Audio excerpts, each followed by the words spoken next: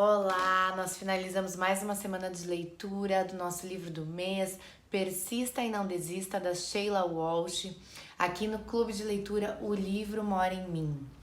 E hoje eu vim comentar um pouquinho sobre os capítulos 5 e 6, que foram os que lemos nessa semana. O capítulo 5 tem o título de Persista quando você comete um deslize. E o capítulo 6 diz Amparadas pelas promessas de Deus. E hoje eu vim aqui para a gente relembrar algumas questões, aprofundar outras, destacar e assim por diante. Bom, primeiro eu queria falar da capacidade que a Sheila Walsh tem de suscitar assim várias emoções em nós enquanto nós lemos, nos leitores dela, tá? Como essa autora tem essa capacidade. Então, a gente tá uma hora rindo, outra hora a gente tá chorando, né? Se debulhando em lágrimas, e a gente vai passeando por diversas emoções, porque ela tem essa capacidade de se abrir e de contar momentos até embaraçosos da sua vida. Ela compartilha, ela se torna muito vulnerável nos livros dela e nas palestras dela também. O que é muito interessante porque gera uma conexão. Ela vai começar o capítulo 5 trazendo uma história dela, falando: eu estou fazendo dieta há mais de 40 anos, né? Você pensa, bom, eu tô fazendo uma dieta, ela vai falar sobre a dieta e de repente ela há mais de 40 anos, ou seja, tá quase que uma vida fazendo dieta. E ela conta uma experiência que ela teve com a esteira estava fora da tomada, ela ligou pro técnico perguntando o que estava acontecendo, colocou lá numa inclinação forte demais, acabou batendo na parede, caindo, se machucando, quebrando o midinho. E a gente vai entrando na história dela e se divertindo com esse lado dela, meio estabanado, né? E nos vendo em muitas situações também. Mas depois ela entra numa profundidade que realmente faz a gente pensar, refletir sobre a nossa vida e muitas vezes até faz a gente chorar, né? Ela vai falar ali no capítulo 5, depois dessa experiência dela com a esteira e dieta, na página 86 ela vai dizer o seguinte: de alguma forma sempre estrago tudo. Tenho esses planos grandiosos para viver a minha vida de forma melhor e na maioria das vezes bato contra a parede. Né? E ela traz esse momento em que a gente olha para nossa vida e parece que a vida é uma grande confusão. O que eu tô fazendo da minha vida? Para onde que eu tô indo? A gente se pergunta, e agora? O que eu faço? Como é que eu começo a arrumar a confusão? E pensando nisso, eu lembrei do poema de Carlos Drummond de Andrade, José. Porque ele vai trazer muito essa questão do e agora? Né? Ele começa dizendo assim, e agora, José? A festa acabou, a luz apagou, o povo sumiu, a noite esfriou. E agora, José? E agora você? Você que é sem nome, que zomba dos outros, você que faz versos, que ama, protesta. E agora, José? Ele vai colocando essa pergunta, né? Essa pergunta e agora, José, permeia todo o poema. E a gente vai se olhando porque ao mesmo tempo que ele fala e agora, José, ele fala e agora você. E a gente vai pensando na nossa vida, e agora? Quando o barulho acaba, a festa acaba, a gente se vê com a nossa confusão interior. E aí, o que a gente faz? Aí ele vai trazer algumas opções, né? Se você fizesse isso ou aquilo. Então ele fala assim, se você gritasse, se você gemesse, se você tocasse a valsa vienense, se você dormisse, se você cansasse, se você morresse. Mas você não morre, você é duro, José. E aí vai falando, bom, a gente vai tentando aqui ali, se eu fizesse por aqui ou por ali, mas a verdade é que não faço, não morro, não saio daqui, não saio dessa situação, continuo da mesma maneira. Mas a gente continua, essa é a grande questão. Continuamos, às vezes sobrevivendo, mas continuamos. E ele fala no final, na última estrofe, ele fala o seguinte: sozinho no escuro, qual bicho do mato, sem teogonia, sem parede nua, para se encostar, sem cavalo preto que fuja a galope, você marcha, José. José, para onde? E muitas vezes é isso, nós marchamos, nós continuamos andando, nós continuamos na batalha, mas para onde estamos indo? Para onde essa confusão está nos levando? E aí, no que eu estou baseando a minha vida? E a Sheila Walsh vai trazer isso. Nós estamos baseando nossas vidas nas mentiras do inimigo ou nas verdades da Bíblia. Porque quando nós estamos nos baseando nas verdades da Bíblia, nós sabemos para onde nós vamos. Nós sabemos qual é o nosso propósito. Adorar e glorificar a Deus aqui nessa terra. E nós permitimos que Ele vá nos mostrando o caminho. Mas muitas vezes vem mentiras no nosso ouvido que nos colocam para baixo. As mentiras do inimigo às vezes é: você não consegue, você não é boa o suficiente, você não é bonita, não é inteligente, não tem perdão para o que você fez. E são muitas outras. Cada uma enfrenta as suas, que mais machucam o coração.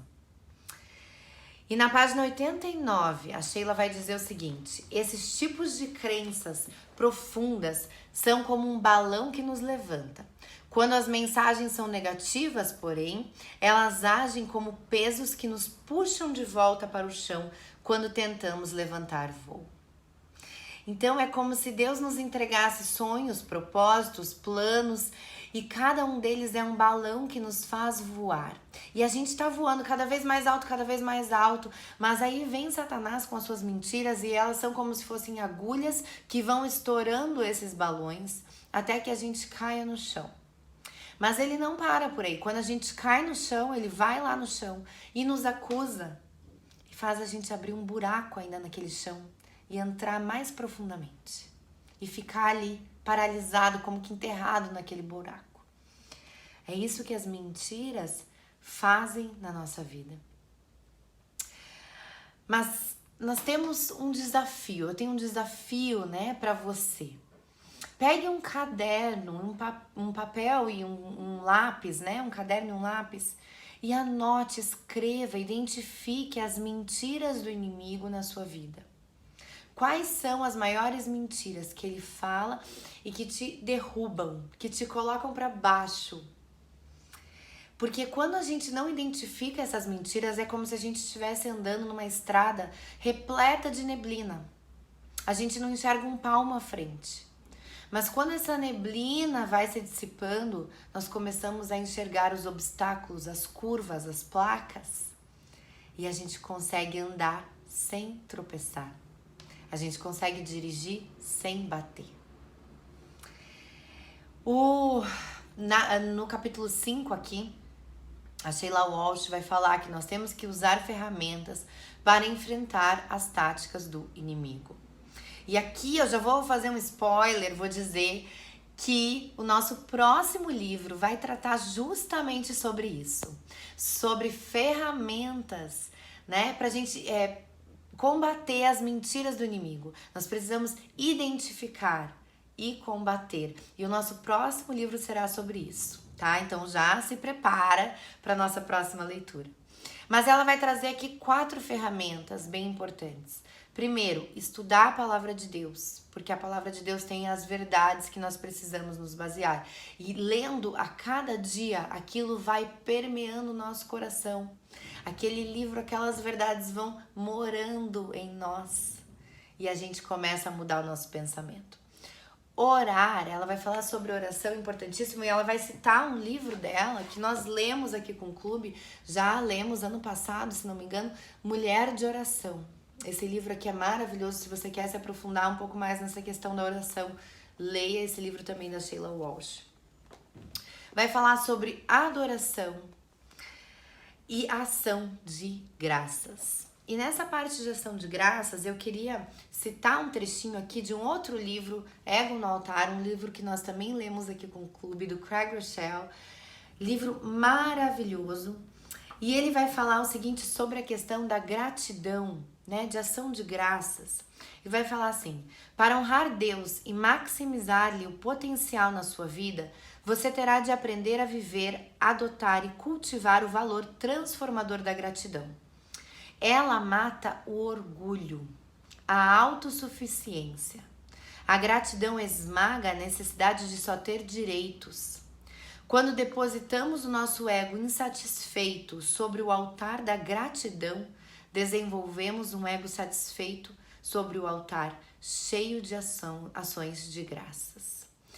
Em lugar de exigir que Deus sirva aos nossos desejos, a gratidão nos leva ao nosso devido lugar, devedores eternos daquele que nos deu vida. Então, quando nós exercemos a gratidão, nós deixamos de ser pessoas exigentes que não se contentam com nada, mas nós estamos felizes com as pequenas provas de amor, os pequenos carinhos de Deus na nossa vida. Muitas vezes é um detalhe do nosso dia, é um sorriso de uma criança, é uma borboleta que a gente vê, é um detalhe, mas nós exercemos a gratidão. E nós passamos de ser esses filhos exigentes e nós vivemos uma vida leve, sabe? Que não é pesada, que não é amargurada, que não vive buscando aquilo que não tem. Bom, ela fala sobre essas questões e aí ela vai falar também quando nós não estamos lutando apenas contra as mentiras do diabo, mas contra os nossos próprios erros, as nossas próprias falhas. Nós precisamos nos arrepender. Quando nós enxergamos que há algo errado, nós precisamos nos arrepender. E ela vai trazer então o significado de arrependimento. É dar meia volta, é voltar, é mudar de ideia. O arrependimento, ele gera transformação. Quando eu entendo que eu errei, que puxa, eu não gosto disso que eu faço, eu começo a mudar. Quando eu realmente entendo e falo, Deus, eu não quero mais isso para minha vida, eu começo a mudar. Pode ser que eu ainda continue falhando, né? Mas eu começo alguma mudança. Se eu falhava 10 vezes no dia, eu passo a falhar 8, e aí eu vou indo e mudando a cada dia. É um processo na nossa vida, mas ele precisa começar. Na página 95, ela vai falar o seguinte: o arrependimento não é uma emoção, é uma ação. Podemos dizer que nos arrependemos 1 milhão de vezes, mas se não dermos meia volta, se não mudarmos de ideia, nada muda. O arrependimento é uma ação. Eu percebo que há algo errado, eu me sinto triste com aquilo e eu decido mudar. E eu começo um novo caminho na minha história. Ela vai trazer também essa ideia de que nós continuamos a pecar porque há um buraco em forma de Deus no nosso interior. E nós tentamos preencher esse buraco com várias coisas, mas nada encaixa, somente a presença de Deus encaixa naquele lugar. Nós fomos feitos para adorar e nós vamos adorar alguma coisa. Nós podemos adorar os nossos corpos, nós podemos adorar os programas de TV, a mídia, as redes sociais, nós podemos adorar a comida, alguma coisa nós vamos adorar. Mas nada, nenhuma delas vai nos satisfazer, somente Deus. Mas nós temos que entender algo, quando a gente fala do nosso erro, né, dos nossos deslizes. Uma verdade muito importante é que todos nós erramos, ninguém é perfeito. Todos nós erramos, até mesmo os homens da Bíblia, os heróis da fé, eles também erraram. Abraão mentiu sobre a sua esposa, Sara, falou que ela era sua irmã, porque ele tinha medo que iriam matá-lo para ficar com ela. Davi adulterou. E nenhuma parte desses erros é uma história bonita, mas mostra que todos nós erramos, que todos nós temos os nossos medos, as nossas tentações, as nossas dificuldades. Mas não importa qual seja o nosso pecado, importa a intensidade do nosso arrependimento, porque se nós nos arrependermos de verdade, Deus não despreza o coração contrito, Ele dá o seu perdão, mas sim nós vamos ter que lidar com as consequências. Né? Mas nós recebemos o seu perdão e continuamos a caminhar com ele.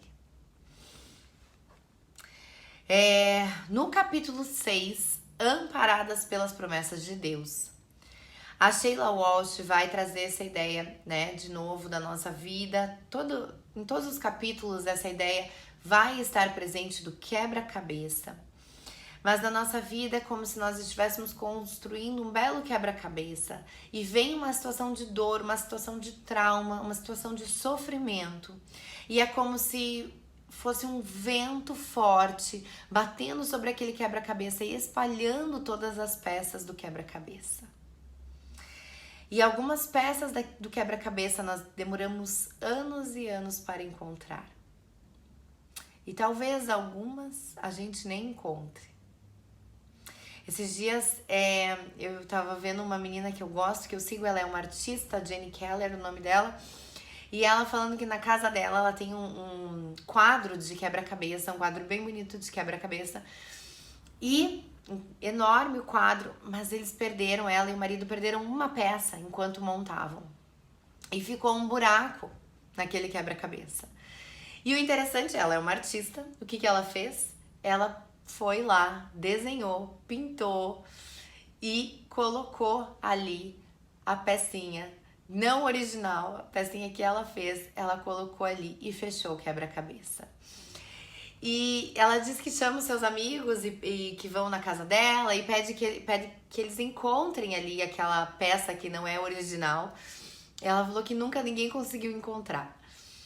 E muitas vezes pode ser assim, tem alguma peça que nos foi tirada, alguma situação que é um trauma muito grande, que é como uma perna machucada, que tá ali sempre doendo, né? Mas se coloca pinos.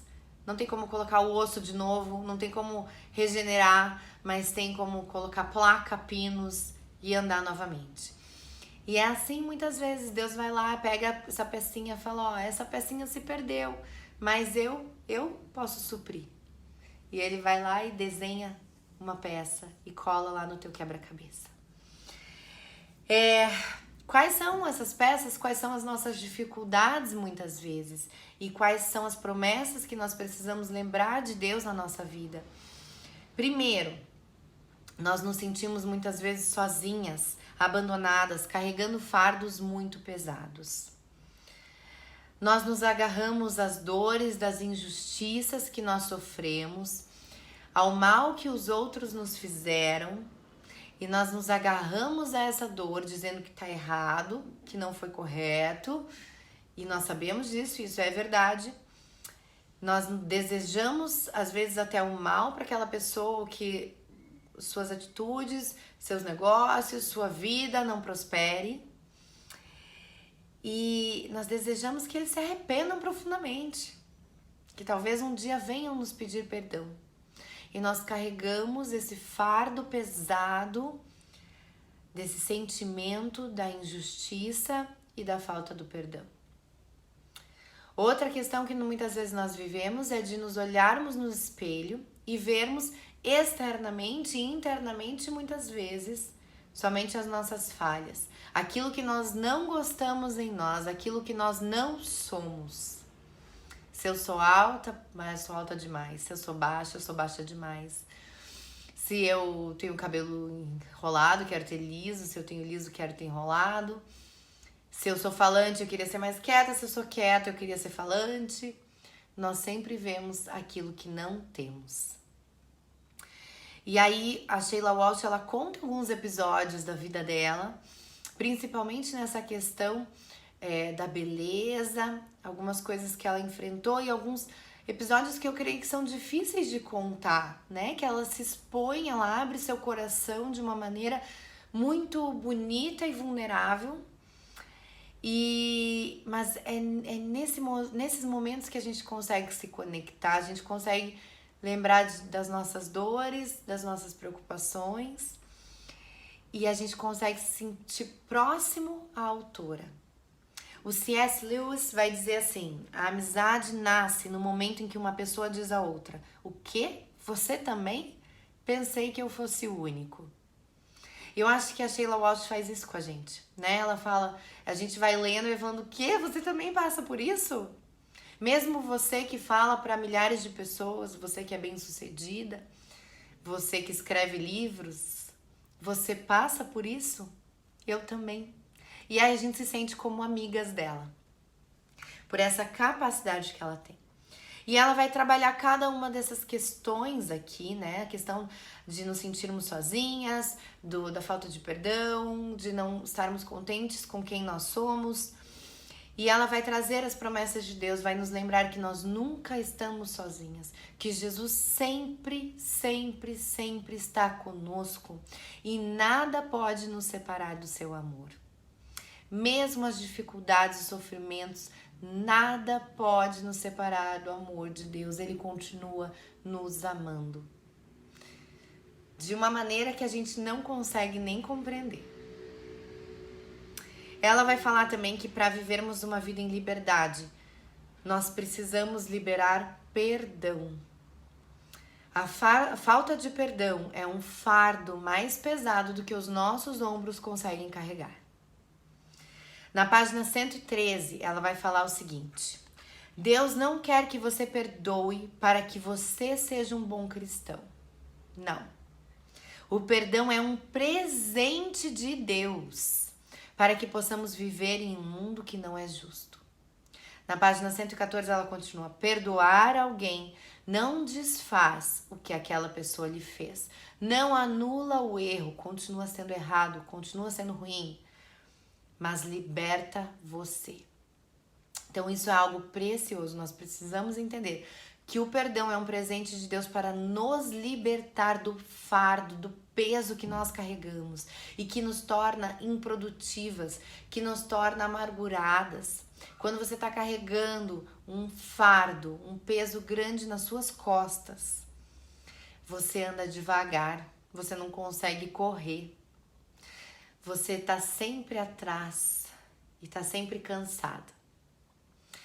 E o perdão é Jesus falando: ó, entrega para mim, deixa que eu cuido dessa situação. Eu sei, eu conheço o coração daquela pessoa. Eu sei se ela se arrependeu, se não arrependeu. Eu trato do coração dela. Você entrega para mim esse fardo que você tá carregando. E anda sem nenhum peso, corre, voa, vai. Deixa isso para trás. Esse é um presente de Deus para nós. Ela vai nos lembrar da promessa de que todas as coisas cooperam para o bem daqueles que amam a Deus. Tudo aquilo que alguém tentou contra você não foi bom. Deus sabe disso. E Ele não tá aplaudindo isso. Ele também acha que é errado. Ele quer lidar com o coração dessa pessoa. Mas Ele pode transformar isso em bênção para sua vida. Basta a gente olhar para a história de José.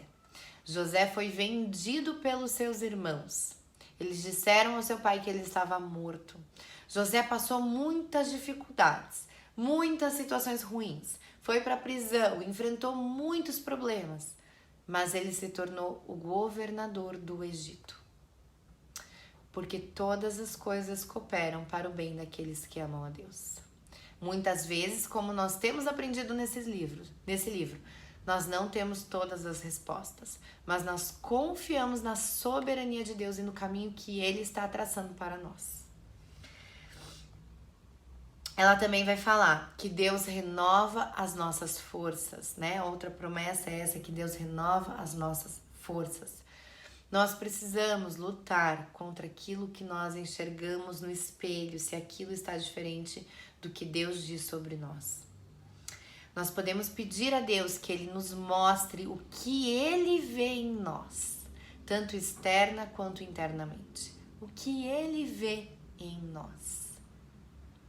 Esses tempos eu falei um pouquinho sobre isso num culto que eu fui falar, e depois do culto eu falei: olha, escreva aí o que você acha de você, né? E depois a tarefa era: escreva o que você acha que Deus vê em você. E depois uma pessoa falou pra mim: puxa, Kelly, eu não consegui escrever nada. Não consegui escrever o que Deus vê em mim. Eu falei: olha, então vai pra casa, vai orar, porque Ele vê muita coisa em você.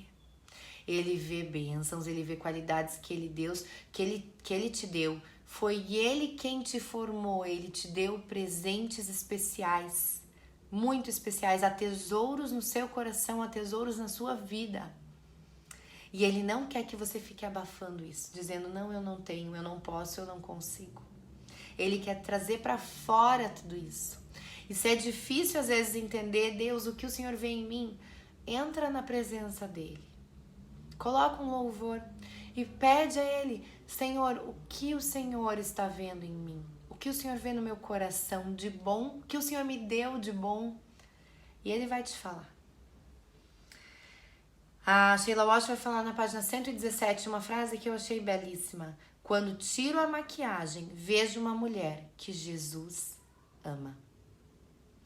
Nós somos filhas de Deus. Jesus nos ama. Deus nos ama. Ele nos criou, Ele nos formou, Ele nos ama. Quais são os rótulos que você enxerga quando você olha no espelho? Não sou bonita o suficiente, não sou amada, não sou boa o suficiente. O que você enxerga? Vou dizer que eu luto muito contra esse terceiro, não sou boa o suficiente, porque eu sou extremamente perfeccionista. Eu acho que nada do que eu faço alcançou o nível que deveria alcançar. Nada é tão excelente quanto deveria ser. E muitas vezes eu desanimo. E esses tempos eu estava lendo um livro e a autora relatava o momento que os espias voltam da Terra Prometida e a maioria deles está dizendo, olha, não dá pra gente, não tem como a gente enfrentar, ali tem gigantes, a gente não vai vencer essa batalha, a gente nunca vai conseguir entrar nessa terra. E só Josué e Caleb vêm e falam, vocês não viram? Tem cachos de uvas gigantes, essa terra mana leite e mel, essa terra é abençoada. Nós estamos com Deus, nós vamos vencer.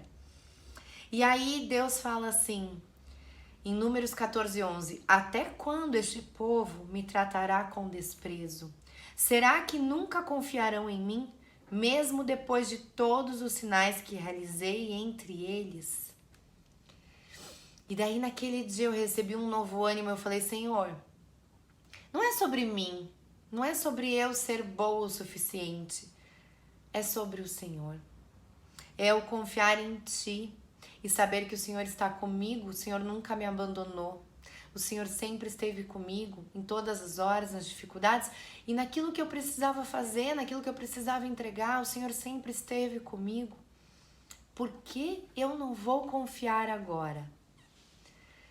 Esse meu olhar não sou boa o suficiente, muitas vezes, é um olhar que falta confiança em Deus. E falar assim, Deus, é o Senhor que faz através de mim. Eu faço a minha parte e eu creio que o Senhor faz a sua. E eu posso ficar contente com aquilo que o Senhor está realizando.